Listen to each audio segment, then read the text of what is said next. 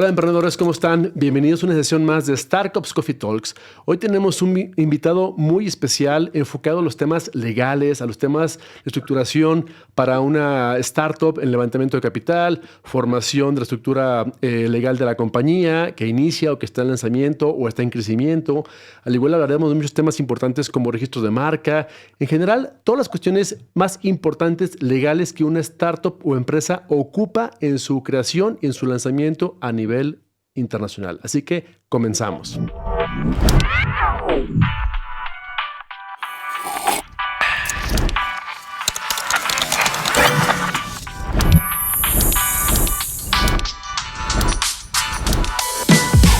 Bienvenidos a Startups Coffee Talks, el primer podcast diseñado por la incubadora y aceleradora de empresas Startups y conducido por Alejandro Lomas. Nuestro objetivo principal es conectar a más emprendedores con el ecosistema de innovación y venture capital en México, Latinoamérica y Silicon Valley, mientras disfrutamos juntos de una deliciosa taza de café. ¡Comenzamos! Muy bien. Hola, pues hoy tenemos un episodio muy interesante donde hablaremos con Nicolás Colombo. Nicolás Colombo lee un poco de su extracto. Es abogado especializado en Derecho Societario, Corporativo, Venture Capital y Nuevas Tecnologías, con varios posgrados en su materia en varias universidades a nivel internacional.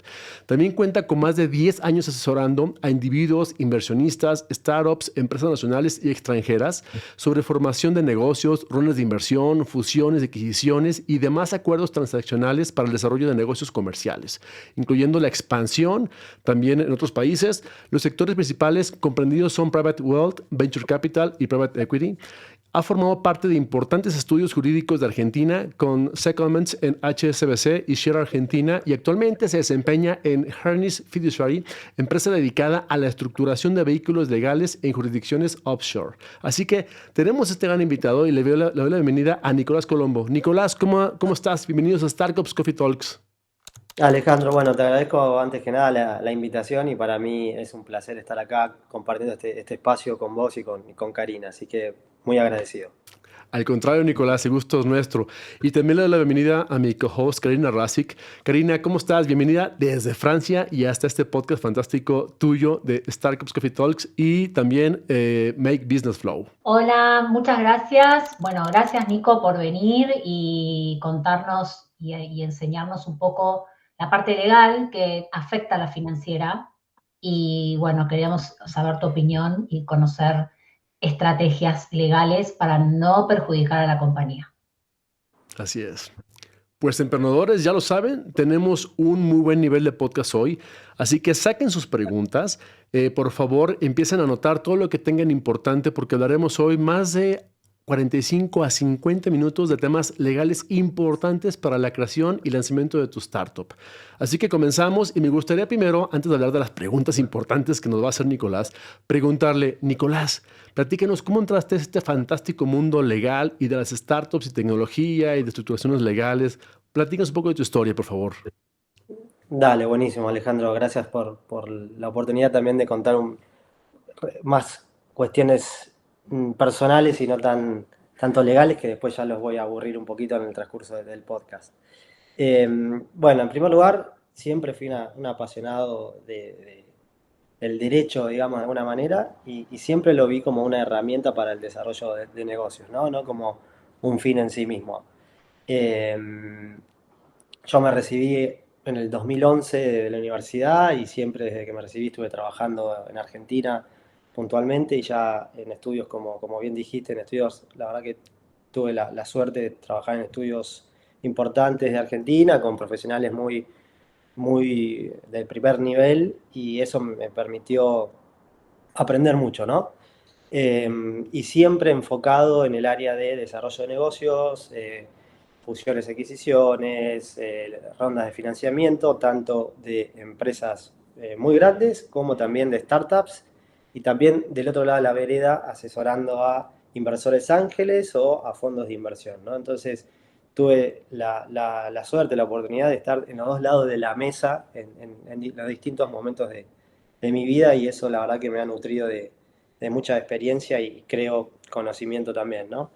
Es así que como dijiste también, si bien yo arranqué asesorando a nivel local, es decir, principalmente a nivel Argentina, la misma práctica que yo fui ejerciendo me llevó a acercarme a otros países de la región y después cada vez un poco más lejos, ¿no? Ya yendo a Estados Unidos o en algunas veces a Europa para ayudar a la expansión en esos continentes. Entonces, es ahí donde empecé, y sigo intentando, siempre estoy aprendiendo, la verdad, eh, no solamente limitarme al ámbito local, sino también tener una mirada más global de las necesidades legales que pueda tener la empresa y hoy puntualmente desde donde estoy con Harness, Fiduciary, como has dicho, pude sumar en mi experiencia profesional toda la pata offshore, ¿no? De jurisdicciones offshore, que la verdad que para la industria de Venture Capital se utiliza bastante y ya podemos hablar más adelante sobre jurisdicciones como BVI o Caimán y las Caimán que se usa mucho para startups un poquito más avanzadas, ¿no?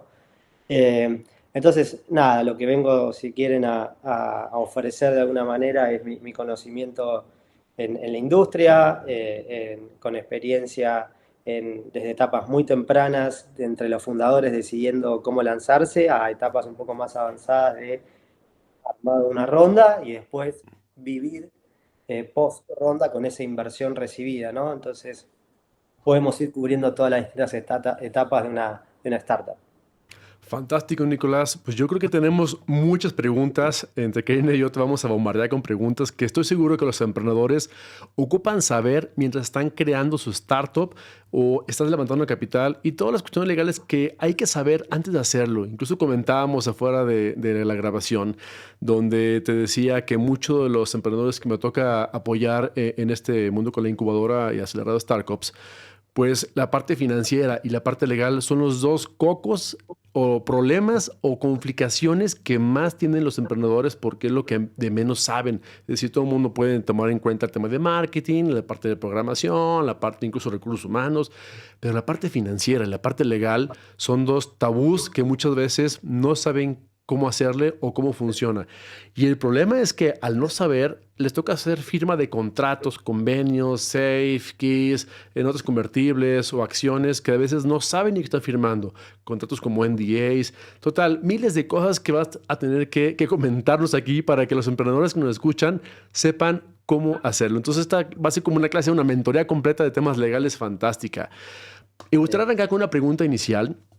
Dale. Sobre todo, a ver, una startup que se acaba de lanzar tiene un problema importante y yo veo dos principales a nivel legal. La primera es, tienes que constituir una empresa legal y tú estás en un país, no sé, en Argentina, en México, pero luego muy normal es que constituyes tu empresa en ese lugar y luego da la casualidad que entras a la etapa de levantar capital y tienes que reestructurar tu empresa. Normalmente te piden que la hagas en una LLC en Estados Unidos o cómo levantes capital, ya que invierte una persona contigo, tiene que entrar a tu empresa local en tu país original, México o Argentina o Colombia, donde estés. ¿Qué es lo más normal que tiene que pensar qué es el camino adecuado que tiene que seguir un emprendedor al momento de estructurar su empresa legalmente hablando? Está buenísima la pregunta, sí, está. Y la verdad que me he encontrado con eh, ese tipo de preguntas, por dónde arrancar, con qué arrancar primero en muchas oportunidades y te diría, voy a tratar de dar una respuesta concisa, pero me interrumpen si me voy por las ramas, pero que puede pasar, pero básicamente lo que yo miro generalmente son dos mundos, si se quiere. Uno, en el orden interno entre los fundadores, y es más de un socio, el fundador de la empresa, primero también hay que contemplar la relación entre esos fundadores.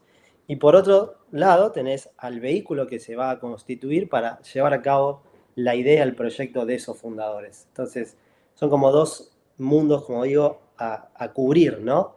Que los puede uno hacer en paralelo. Muchas veces pasa que el fundador es un amigo o un pariente, entonces se pospone esa charla.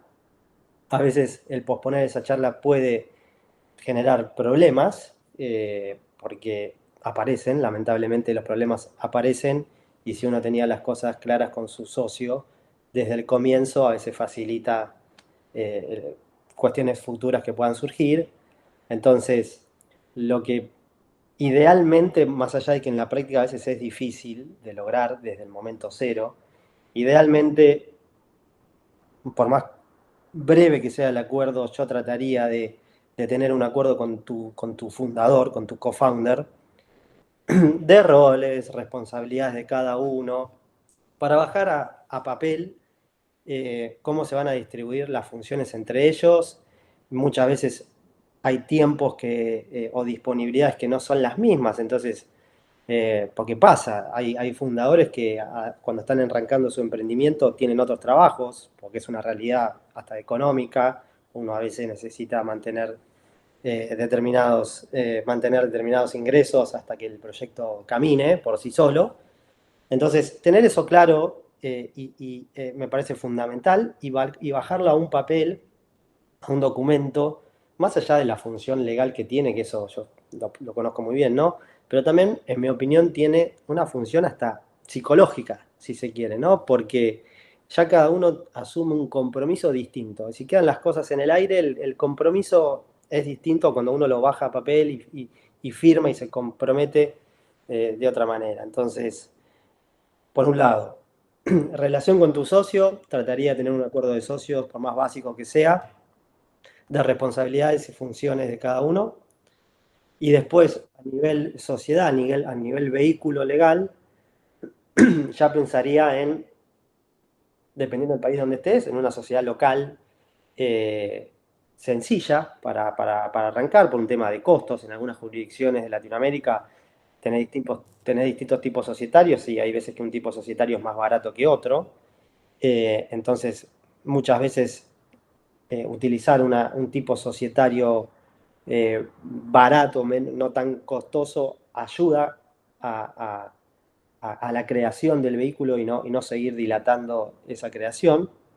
Entonces, el segundo paso es ese, constituir una sociedad en el país donde vas a empezar las actividades de esa manera que esa sociedad local que va a llevar a cabo la actividad comercial ya tenga su propio centro de imputación esto Karina lo sabe muy bien, su propio centro de imputación de gastos, que uno pueda ir construyendo una historia financiera y contable en ese vehículo, ayuda a ordenar, digamos, las cuentas y no imputar esto a la contabilidad de cada fundador directamente, ¿no? Más allá de esta función de orden, si se quiere, la función legal que tiene una sociedad es, y siempre y cuando, que lo aclaro por más obvio que sea, siempre hay que elegir un tipo societario de sociedad, una sociedad de responsabilidad limitada, que limite la responsabilidad de los socios. Entonces, esa es la principal función legal que tiene una sociedad, es decir, limitar la responsabilidad de los socios frente a terceros. Las actividades comerciales, como toda actividad comercial, tiene sus riesgos, a veces las cosas pueden salir mal, sea con un proveedor, un cliente o eventualmente un empleado. Entonces, el encapsular de alguna manera la responsabilidad en la sociedad protege a los accionistas, a los fundadores de este vehículo, ¿no? Entonces, la sociedad me parece algo fundamental. Qué interesante. Pero me interrumpa rápidamente, pero uno de los puntos que veo, siempre hablamos los temas bonitos o lo bueno de crear una startup, tu empresa y de champaña para felicitarnos, pero luego vienen los problemas que siempre nos acogen, ¿no? De un lado con tu cofundador, que eso que me acabas de decir es muy cierto y lo veo muy seguido. Oye, es que estaba conmigo este programador, que es mi cofundador, y es el sitio de la compañía, y de repente consiguió un trabajo en Google, le van a pagar muy bien y se va a ir. Nos deja todo batido el proyecto y ya le dimos acciones. ¿Qué sucede aquí? ¿Qué es lo más normal que pasa en esas cuestiones? ¿O qué recomiendas tú legalmente que se ampare el emprendedor o los emprendedores? Sí, perfecto.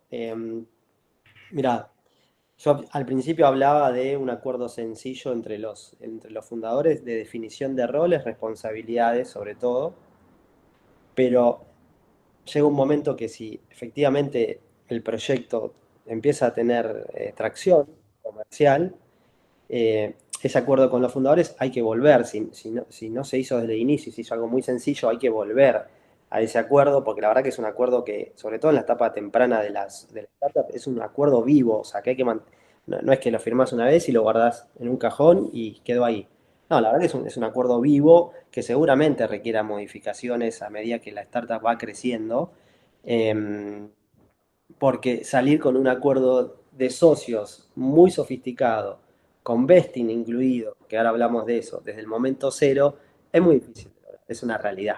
Entonces yo también, así como soy abogado tradicional, formal, también conozco la realidad emprendedora, los tiempos, la agilidad que se requiere, la flexibilidad que hay que darle como asesor de un fundador, de un empresario, no son los tiempos a veces de un abogado que sigue muchas veces una especie de manual. Entonces yo trato de no perder el foco en la realidad, ¿no? Entonces, a medida que el proyecto empieza a caminar y ve que realmente la idea está teniendo aceptación en el mercado, ese acuerdo entre los fundadores hay que retocarlo. ¿Cómo hay que retocarlo? Por ejemplo, sumando cláusulas o disposiciones de vesting entre fundadores. O sea, también hay vesting entre advisors, que también podemos hablar de eso más adelante, pero entre los mismos fundadores es importante que haya vesting, porque puede ocurrir esto que estás diciendo, Alejandro. Puede ocurrir que a alguno de los fundadores le haya surgido otra oportunidad laboral y quiera dejar el proyecto. Entonces, si ya, como esa persona que dijimos, que ya constituyó la sociedad con su otro socio, ya indefectiblemente como constituyente de la sociedad tiene acciones. Entonces, si uno en un acuerdo de vesting sujeta, digamos, la consolidación de esas acciones, es decir, el que yo adquiero realmente esa acción, por más que la tenga desde el momento inicial, que efectivamente yo adquiera, consolide esa acción en mi patrimonio de alguna manera, que esté sujeto a un acuerdo de vesting, que lo que el acuerdo de vesting como tal, en mi experiencia, es bueno que tenga objetivos de permanencia y objetivos cualitativos. No me quiero detener mucho ahora si les parece en el acuerdo de vesting, pero básicamente el objetivo de permanencia lo que hace es, bueno, el fundador para poder, como decía, consolidar el porcentaje accionario objetivo que se le quiere dar, por ejemplo, el 50% de la empresa, tiene que cumplir con un objetivo de permanencia. ¿Qué significa un objetivo de permanencia? Mantenerse en la compañía, prestando servicios para la compañía durante determinado periodo de tiempo. Puede ser 4 años, 5 años, en la industria tecnológica se estila mucho esos plazos. Y el otro objetivo es cualitativo, ¿no? Digamos, de performance, si se quiere, de alguna manera. Entonces, que a veces eso es difícil de medir, qué objetivos de performance establecer, pero está bueno que también que los haya para que complemente al objetivo de permanencia, porque no es nada más quedarse X años en la compañía, sino que también desarrollar determinada actividad para el crecimiento de la compañía. Ejemplo, el CTO, si es socio, ¿no? Un CTO, bueno, tiene que desarrollar una app con determinadas funcionalidades. El objetivo cualitativo será desarrollar esa app con determinadas funcionalidades. Si uno de los socios es financiero, CFO, bueno, también construir determinada planificación para la startup. Y así, dependiendo el founder, la responsabilidad, la función que tenga, ¿no?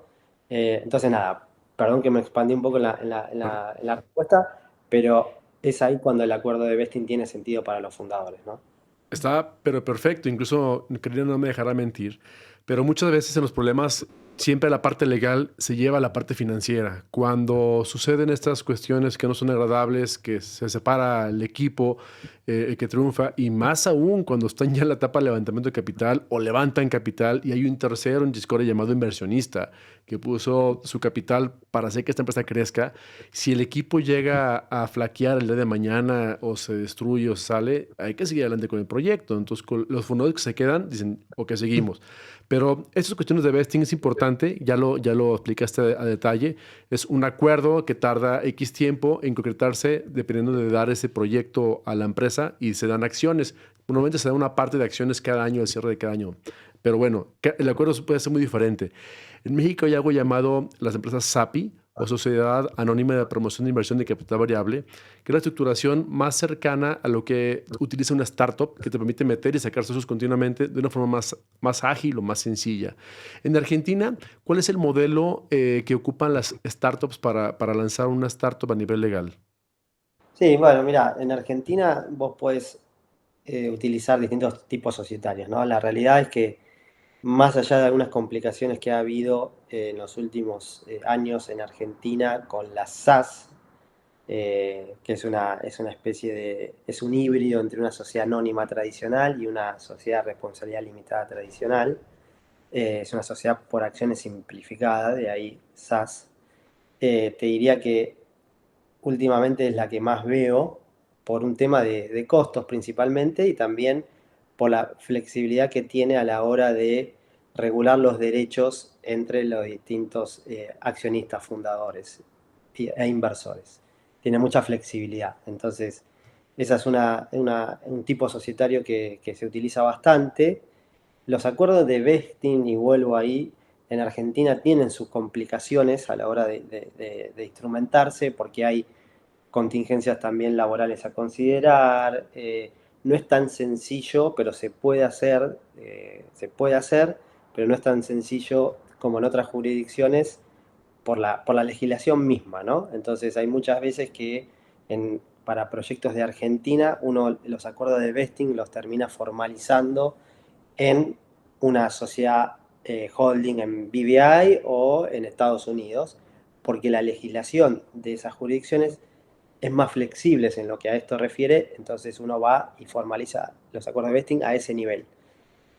No quiere decir esto, como les decía, que en Argentina no se puede hacer un acuerdo de vesting. Se puede hacer con alguna otra vuelta, digamos, ¿no? Y vuelvo sobre una conclusión, si querés, sobre el acuerdo de vesting, que, como decíamos, eh, el acuerdo de vesting te permite ir consolidando tus acciones en la compañía, eh, y si no se cumplen los objetivos de permanencia y de cualitativos, eh, el accionista de alguna manera pierde el derecho a esa acción que le correspondería en ese momento del año. Ejemplo, cuando vos dijiste si se va el co-founder a trabajar a Google.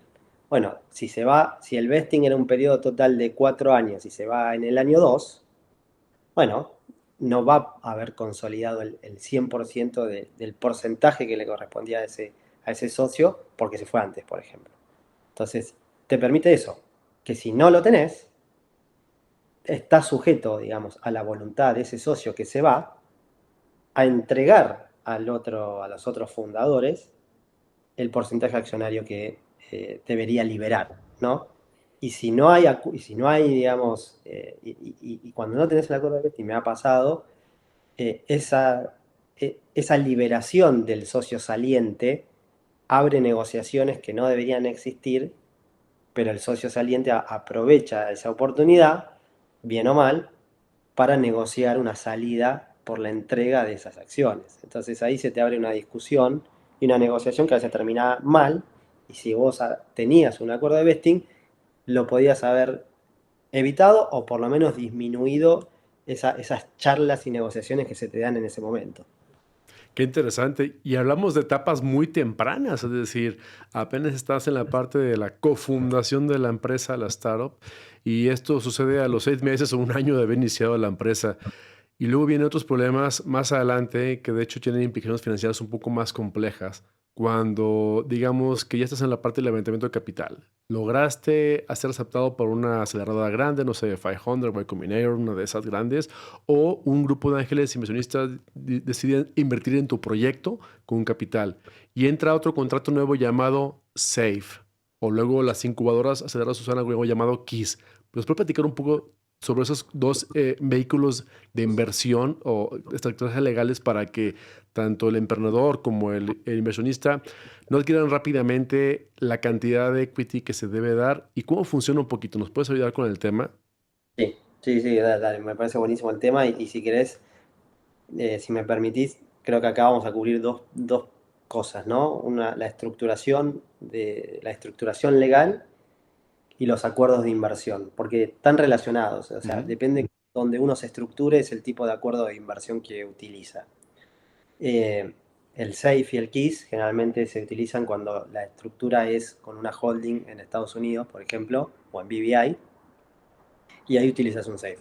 Pero antes de ir a ese tipo de estructura, que es la más usual, permitime considerar un escenario que puede ocurrir, en el que puede ocurrir que un proyecto no tenga expansión regional, o teniéndola sea muy limitada, pero vayamos a un extremo en el que el proyecto es nacional, digamos, para un determinado país.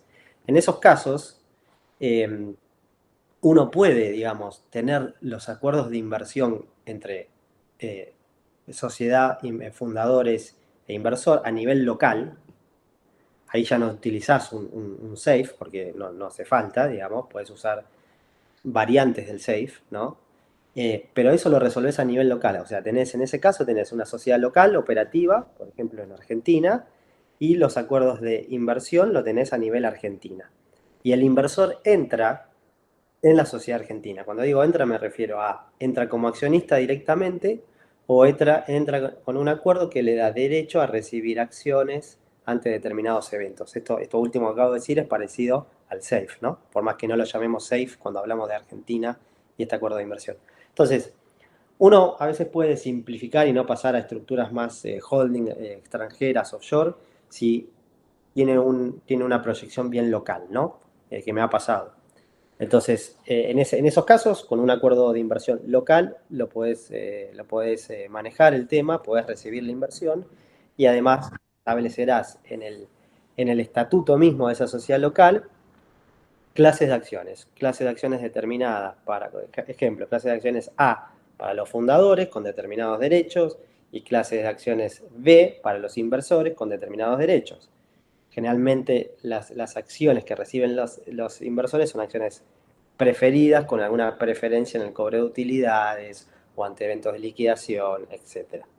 Entonces, eso no quería dejar de mencionar, ese escenario, ese supuesto más local, si se quiere.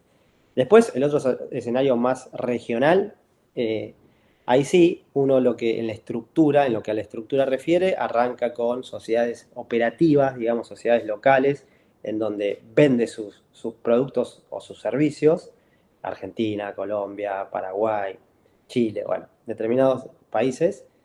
Entonces, en cada país tiene una sociedad operativa local y a la hora de querer seguir expandiéndose o mismo destinar más dinero a esas sociedades operativas, es ahí donde tiene sentido armar una holding extranjera, porque sea en Estados Unidos, o sea en BVI, o en Caimán, por ejemplo, que ahora podemos hablar de eso.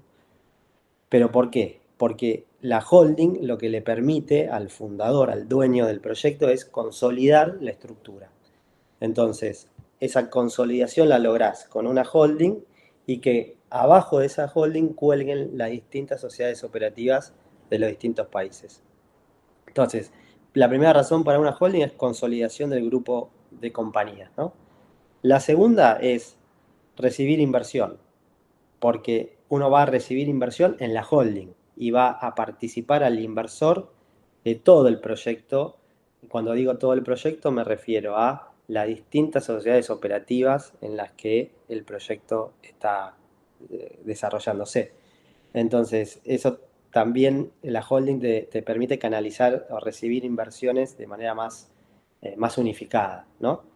Y ahora, entrando un poco antes de entrar en los acuerdos de inversión, hablo 2 segundos de las jurisdicciones que he visto, ¿no? en mi experiencia. Para la industria tecnológica, la que más se utiliza es Estados Unidos. Una LLC, por ejemplo, o una C Corp. La LLC puede tener más sentido cuando los fundadores y las sociedades operativas son latinoamericanas, por temas fiscales americanos, ¿no? Y la corporation o la C Corp, cuando ya involucras a residentes americanos o bien tenés actividad en Estados Unidos, actividad comercial en Estados Unidos. Entonces ahí puede tener más sentido ese tipo societario, sin entrar en detalle, ¿no? Entonces, Estados Unidos como jurisdicción, si se quiere, una de las más elegidas, También he visto mucho en Islas Vírgenes Británicas, es decir, BVI, y también he visto mucho en Caimán, pero Caimán como holding arriba de la sociedad americana, que ahora, si quieren, podemos repasar. Fantástico. Antes de dejarme ahí, Alejandro, paso a los acuerdos de inversión para un escenario de holding en BVI o holding en Estados Unidos. En las dos jurisdicciones se puede usar perfectamente un SAFE. El SAFE nació, digamos, como todos saben, nació de Y Combinator, que lo puso a disposición del mercado este acuerdo, pero ya tiene sus adaptaciones en distintas jurisdicciones, entre ellas BVI y Cayman, si mal no recuerdo, hoy en día está público el documento para las dos jurisdicciones, entonces se puede utilizar.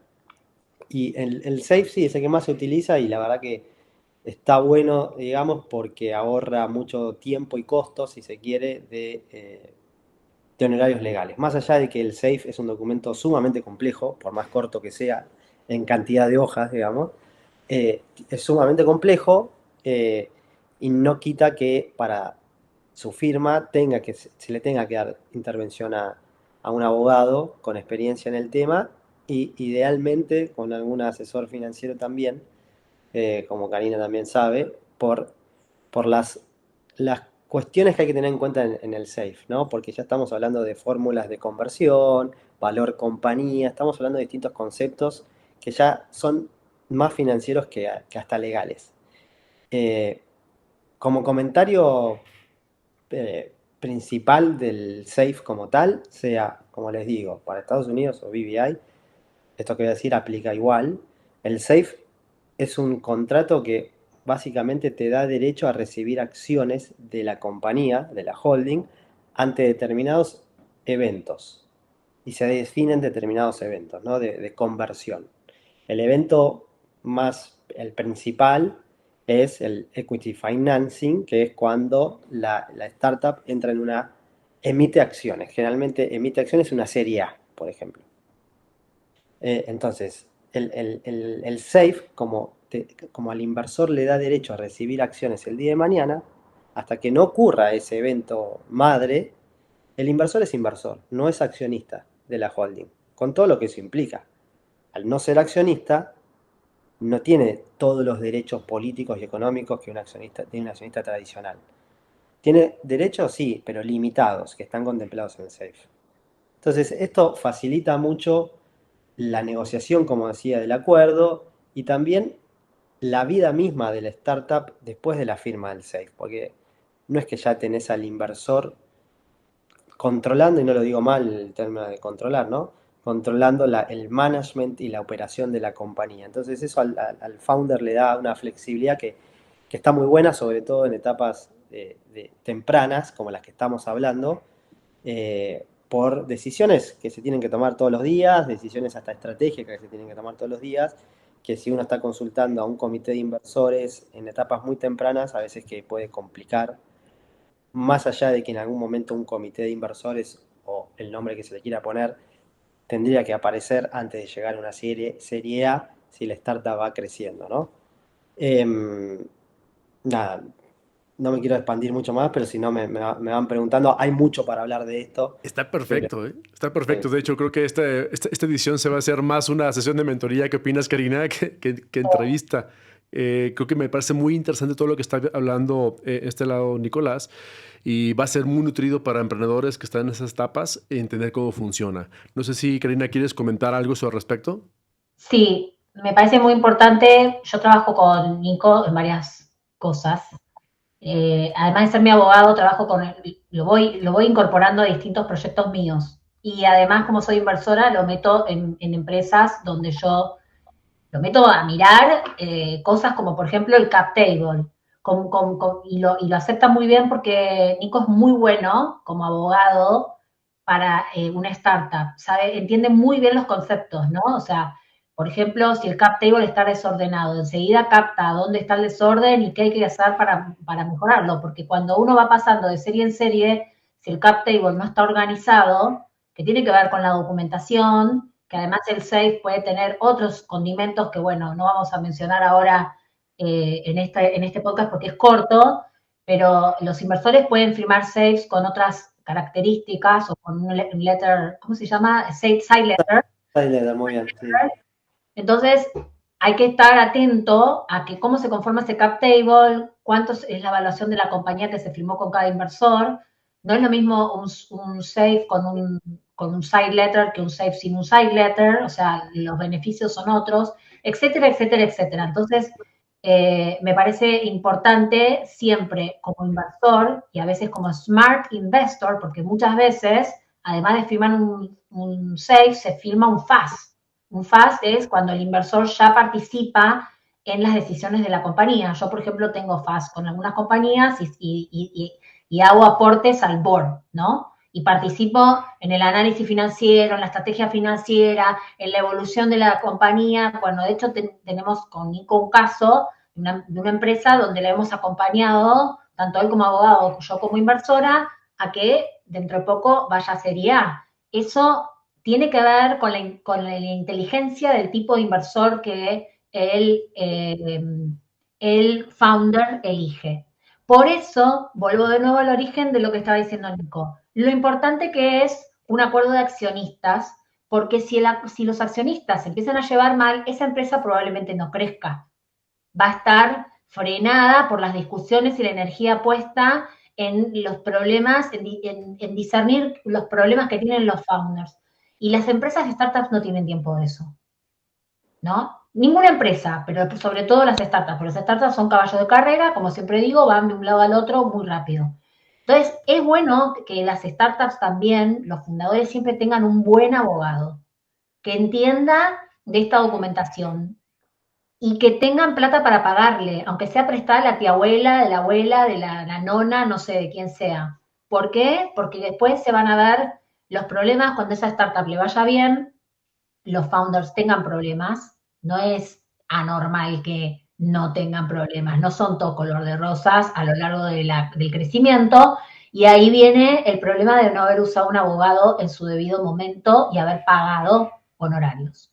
Entonces, para mí, creo que en ese sentido, doy un ejemplo con Nico, pero debe haber otros abogados que tienen esta mentalidad y ayudan al emprendedor a armar la estructura adecuada para que eso no sea una gelatina, que no esté así, no sabemos para dónde va, incluso que dé una buena imagen hacia el exterior, porque cualquier inversor que venga, otra de las cosas que va a preguntar es, bueno, está bien, vos fundaste una compañía en Argentina, en Brasil, en México, hiciste una tecnología con gente local, por ejemplo, porque era más barato, pero vos pasaste la tecnología a la LLC, hiciste el flip, ¿cómo se llama?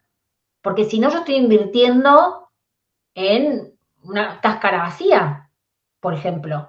Bueno, todos esos conceptos que lo saben los abogados, no lo sabemos nosotros, lo saben los abogados, hay que sentarse. Yo aprendí el 90% de las cosas que sé de Nico. Que así con esa paciencia, como habla, parsimonia y te explica al detalle, tiene que ser así. Tiene que ser así. Y tenés que tener tiempo de sentarte con él y decirle, che, ¿me explicás esto? Y él te lo explica. Mira, te mando este documento, me lo lees y te lo lee y te dice, mira, vos, me va a llevar una hora explicarte esto, así. ¿Me va a llevar una hora? ¿Tenés una hora? Sí, tengo una hora, me siento una hora. Es importantísimo, importantísimo. Y ni hablar que si a eso le agregamos, y no sé si lo van a tocar el tema de las marcas, ¿no? ¿Cómo pega el tema de las marcas en todos estos criterios? Para mí esos son los criterios básicos. El cap table, que esté ordenado, los documentos, ¿qué documento le vas a hacer firmar a tu inversor? Tanto local como en la LLC. Si haces el flip de la tecnología, no le vas a firmar nada a un inversor en una cáscara vacía. Y luego la marca. Si te vas a expandir territorialmente, como dice él, si te vas a expandir, por favor registra la marca en tiempo y forma, porque cuando quieras expandirte y tengas una estrategia de expansión muy lindo, legalmente todo perfecto, te querés expandir, abrís una LLC, haces todo, y cuando te querés expandir te das cuenta que la marca está registrada, listo, te pagaste una LLC al divino botón, tenés un gasto de mantenimiento en la LLC, un contador que tiene que presentar los documentos ante el IRS, que sale su dinero. Entonces, antes de eso, verificar bien cómo venís. Y si tenés que hacerle un rebranding a tu empresa porque tu marca se registró, hacéselo antes de registrar una LLC y empezar todo el proceso de levantamiento de capital, porque son todos gastos. Y una cosa muy importante, que quizás Nico te lo puede explicar, cuando uno da de baja una LLC, es más caro que cuando uno lo da de alta. O sea, si uno se pelea con el socio, o se funde la empresa, o lo que sea, si uno quiere dar de baja una LLC, sale carísimo. Entonces, ahí les conté el final de la película, pero creo que más o menos resumí varios temas que tocó Nico y agregué algunos más, pero creo que hay que mostrar ese roadmap, ¿no? Sí, está buenísimo, Karina, y sí, ahí rescato varias cosas de las que decís que las podemos hablar. El cap table es uno, el registro de la marca es otro, y el flip, ¿no? El famoso flip, o la vinculación, si se quiere, de la holding con las operativas. Arranco por el tema de la marca, si se quiere. Ujú.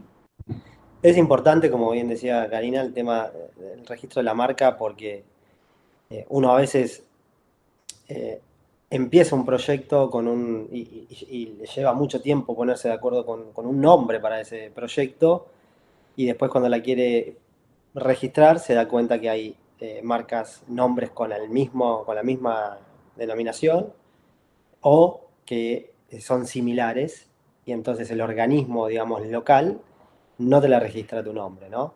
Y eso hay escenarios en los que obliga al mismo founder a cambiar el nombre, cuando hay veces que ya el founder estaba en el mercado con ese nombre y ya el nombre ese tuvo cierta aceptación y fue empezando a ser conocida por el mercado, y después se encuentra que cuando va el organismo a registrar la marca tal, el organismo del país que corresponda le dice, no, mira, este nombre para esta marca confunde con existentes. Entonces, tenés dos escenarios extremos. O te obligan a cambiar el nombre, y con todo eso lo que implica a nivel inversión, el rebranding y demás, o seguir un camino largo, sin garantías, de conflicto, para hacer triunfar tu marca por sobre las otras, que ese es un camino largo, hay que ver cada caso concreto, pero es desde un proceso administrativo hasta eventualmente un proceso judicial, ¿no?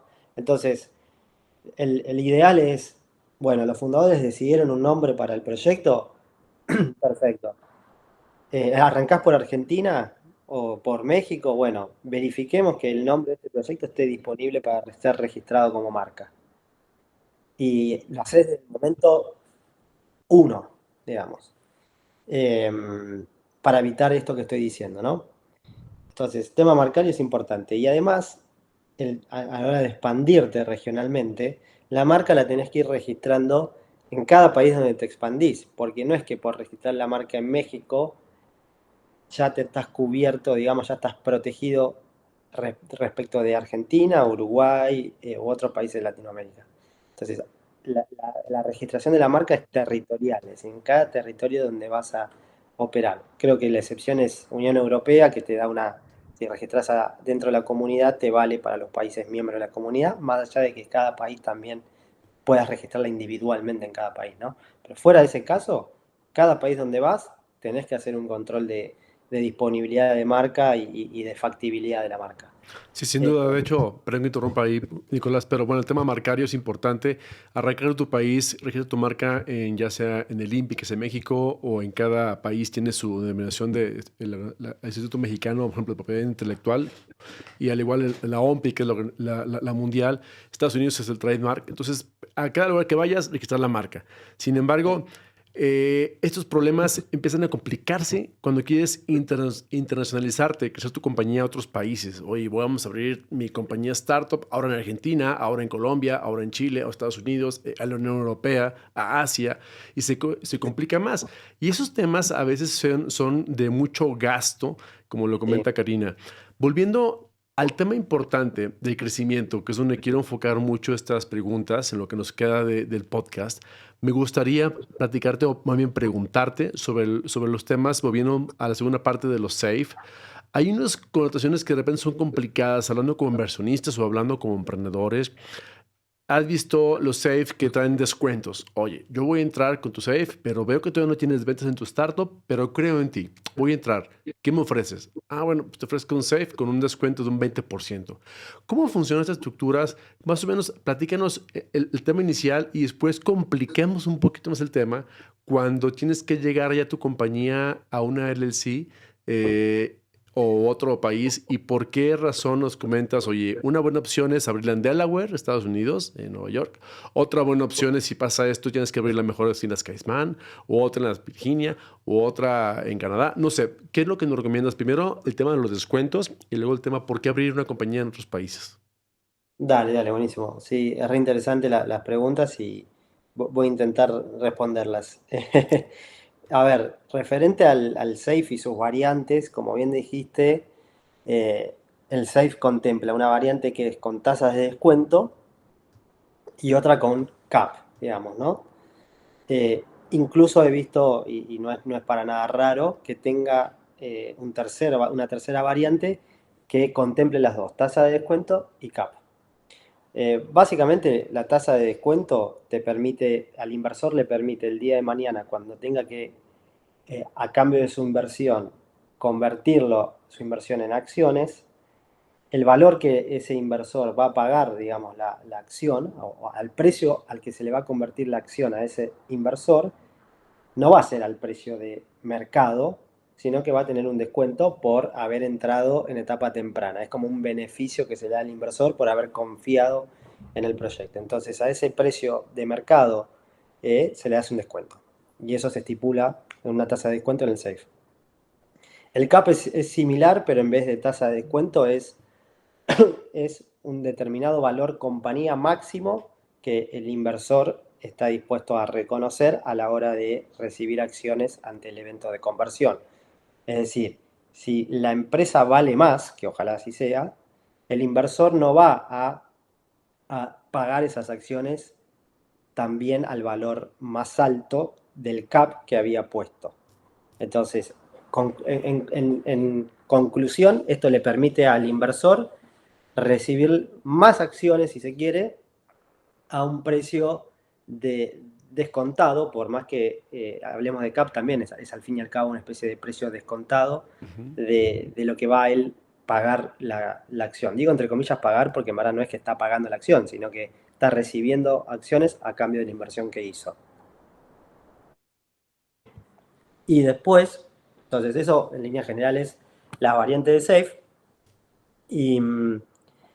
Y después, dentro de esas variantes de SAFE, está lo que decía Karina, los side letters, que básicamente el side letter estándar que ya sacó Y Combinator también es el pro rata right, digamos que básicamente es el derecho de preferencia a acompañar futuros aumentos de capital para evitar que el inversor se vea diluido cuando se haga una ronda de financiamiento que implique emitir acciones. Entonces se le da el derecho contractualmente a ese inversor a acompañar ese aumento. Es decir, tiene el inversor la facultad de acompañarlo, es decir, seguir invirtiendo en la compañía y evitar una dilución.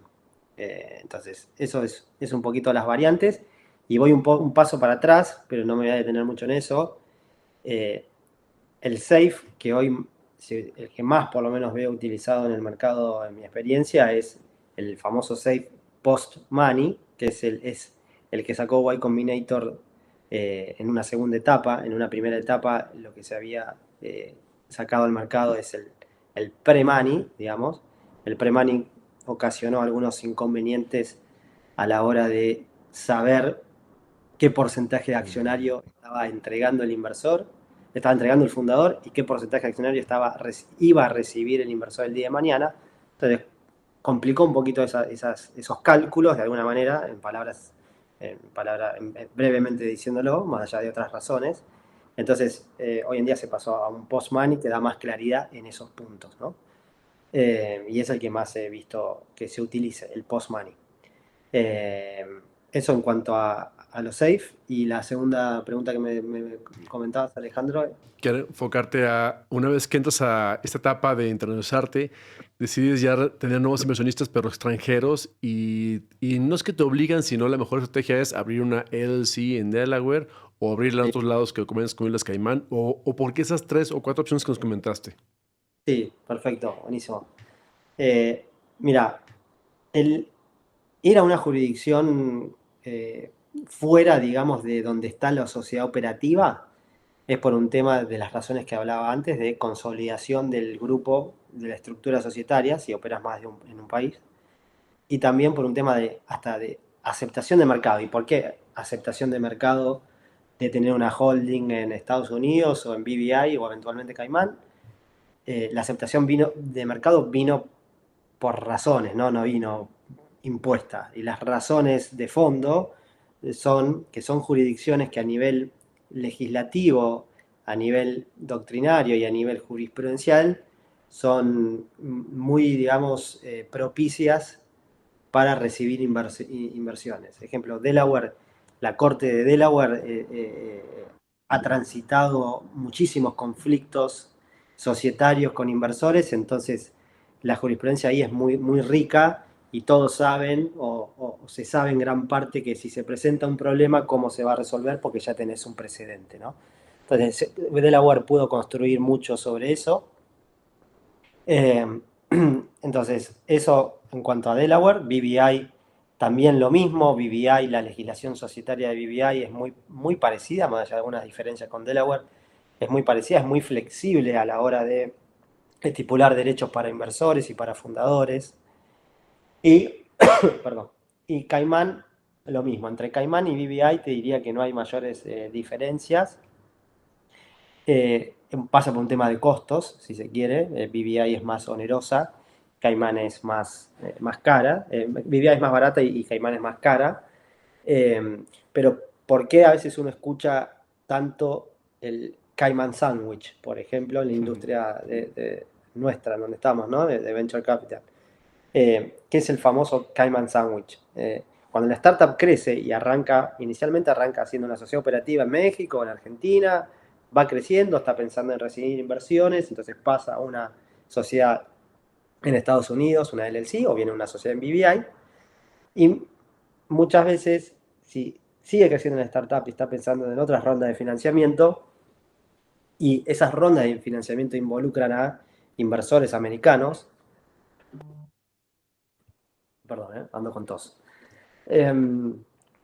involucran a inversores americanos, lo que ocurre es que una LLC a veces puede no ser el mejor vehículo para recibir esas inversiones de americanos o bien algún fondo institucional, no solo americano, sino un fondo institucional, que se siente más cómodo por razones legales que después podemos abordar o será motivo de otra charla.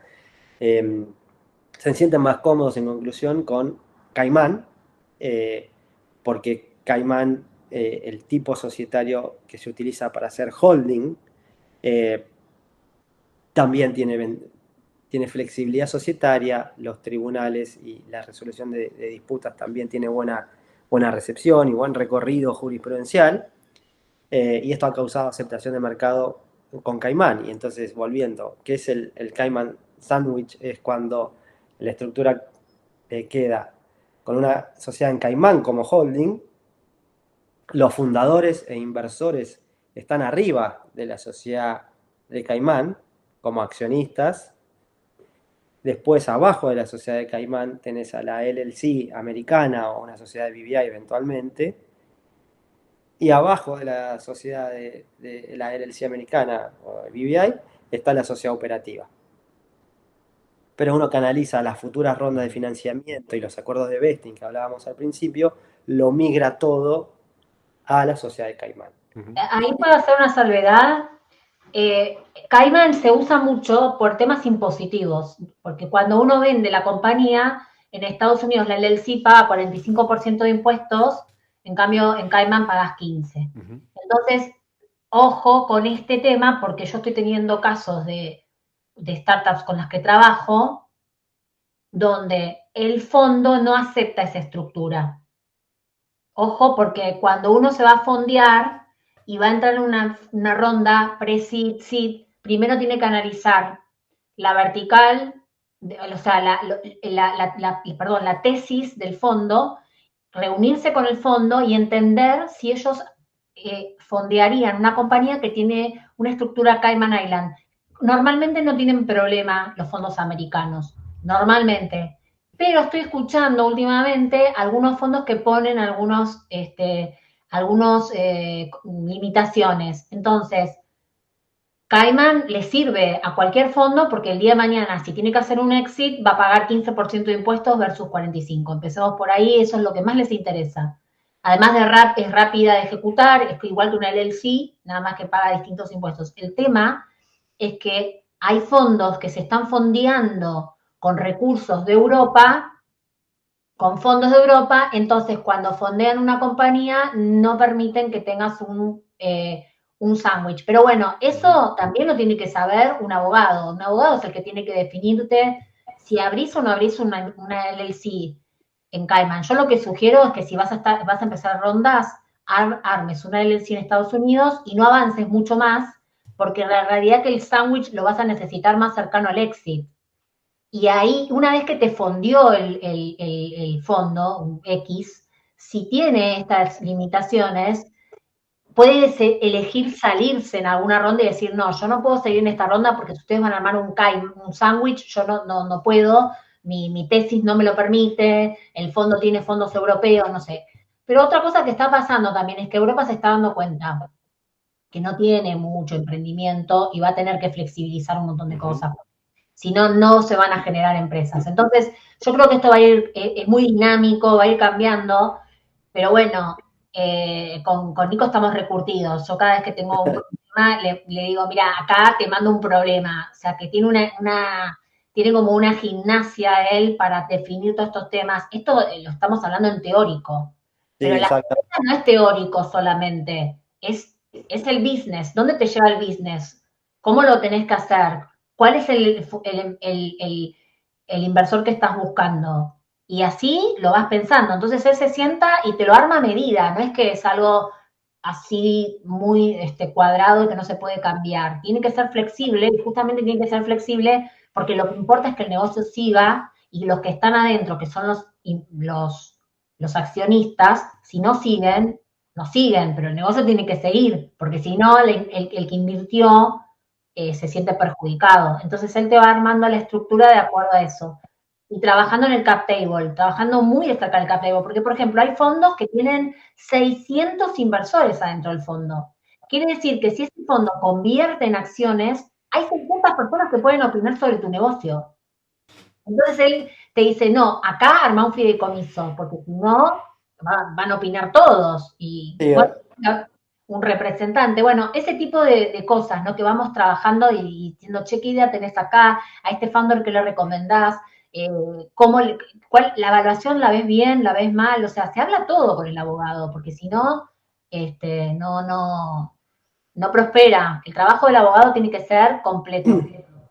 no, buenísimo, Karina, y ahí permitime, Alejandro, agregar algo más, que yo creo que esto es un trabajo que tiene que haber un abogado, yo creo, sí, no tengo dudas que tiene que haberlo,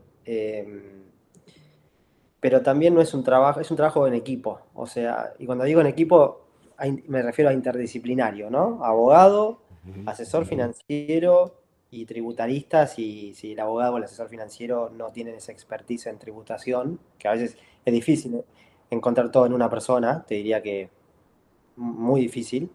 Entonces, es un trabajo en equipo. ¿Por qué? Porque a la hora de definir la estructura, el vehículo, holding, caimán, no caimán, eh, te diría que las razones impositivas y financieras son las que también terminan inclinando la balanza en uno u otro país. Agrego un bocado más, o sea, puntualmente sobre Caimán, porque estábamos hablando de Caimán, ¿no? Caimán lo que tiene es neutralidad fiscal en la jurisdicción, es decir, por el hecho de tener un vehículo legal en Caimán, Caimán no tenés impuesto a nivel Caimán. Obviamente tenés impuestos ante eventos de exit, pero la tributación ocurre en la persona del accionista y la residencia fiscal que tenga ese accionista, ¿no? Eso es algo importante de Caimán, que tiene esa neutralidad fiscal. Entonces, si uno no va a Caimán, si uno no va a hacer el Caimán Sandwich, bueno, se puede elegir otra jurisdicción que no sea Caimán, o eventualmente, si ya tenías una LLC, hacer una transformación, digamos, y pasarla a una corporation, ¿no? Porque ya la LLC, por el tipo societario, tiene varias limitaciones. Así como es muy flexible, la LLC está buenísimo para arrancar. A la hora de estructurar o contemplar stock options plans o derechos diferenciados entre los accionistas, tiene más sentido una corporation americana que una LLC. Entonces eso también lo quería destacar. Fantástico, Nicolás. Yo creo que este tema nos da para otros 20 podcasts más, porque yo creo que es demasiado nutrido, lo cual te agradezco bastante. Y ya saben, emprendedores, digo, este tema fue tan importante porque esta maraña legal que se puede llevar si estás en tu estructura de startup. Las inversionistas entran en vehículos SPVs para invertir en una compañía LLC que al final del tiempo va a invertir en una compañía operadora en tu país, que al mismo tiempo va a ser unos años con Islas Caimán, que al mismo años hay que ver en dónde vas a estar esa estructura para cuando la compañía tenga el éxito, la salida, se pague menos el tema fiscal. Es todo un complejo interesante que hay que saber antes de arrancar tu proyecto. Nicolás, no me queda nada más que agradecerte. Se nos ha ido el tiempo rapidísimo. La verdad es que muy nutrido, muy interesante. Te voy a comprometer, si es posible, para una segunda edición o tercera edición más de estos temas legales que tanta falta hacen a la comunidad emprendedora en toda Latinoamérica, para que conozcan más cómo funciona la estructura. Nicolás, muchas gracias por tu tema y no me gustaría alejarme antes de preguntarte en dónde te pueden contactar, cómo podemos saber más de ti, para conocer un poco más si hay un emprendedor que nos escucha o nos ve y quiere contactarte directamente para que lo ayudes. Dale, bueno, antes que nada, muchas gracias nuevamente por la oportunidad el espacio y la charla. La verdad que me encantó haber charlado con ustedes y me parece re interesante el tema. Hay mucho para seguir hablando, coincido con vos. Así que también estoy a disposición para coordinar esos podcasts 2, 3 sobre el tema cuando ustedes me digan. A la hora de contactarme, sencillamente me pueden encontrar por LinkedIn sin problema. Y también puedo poner a disposición el mail de Harness, que es donde estoy hoy en día ayudando en todo este tipo de estructuraciones. Excelente, Nicolás. Pues muchas gracias. No queda más que agradecerte tu tiempo, y también a ti, Karina, por ambos esa aportación al ecosistema. Y bueno, emprendedor, empresario, ya escuchaste. Si te resuena esto que estás viendo o escuchando aquí en este podcast, compártelo con las personas que más consideres que puede serle un beneficio. Y siempre trabaja en tu proyecto con un abogado, con un fiscalista, con un financiero. No solamente marketing y tecnología se vive en las startups o tus compañías. Siempre tienen al mejor amigo abogado, al mejor amigo financiero y al mejor amigo fiscalista para que esto funcione. Muchas gracias y nos vemos en la siguiente edición de Startups Coffee Talks en compañía con Make Business Flow para la siguiente edición de este gran podcast de Startups Coffee Talks. Gracias y nos vemos muy pronto. Gracias por acompañarnos en un episodio más de Startups Coffee Talks. Te esperamos en nuestro próximo capítulo. Regístrate gratis en nuestra plataforma online, startcups.com, donde podrás incubar y acelerar tu startup con los mejores cursos de capacitación para emprendedores, mentorías en vivo y hasta desarrollar tu pitch deck para levantar capital en nuestra red de inversionistas. Startups. Innovation starts with a cup of coffee.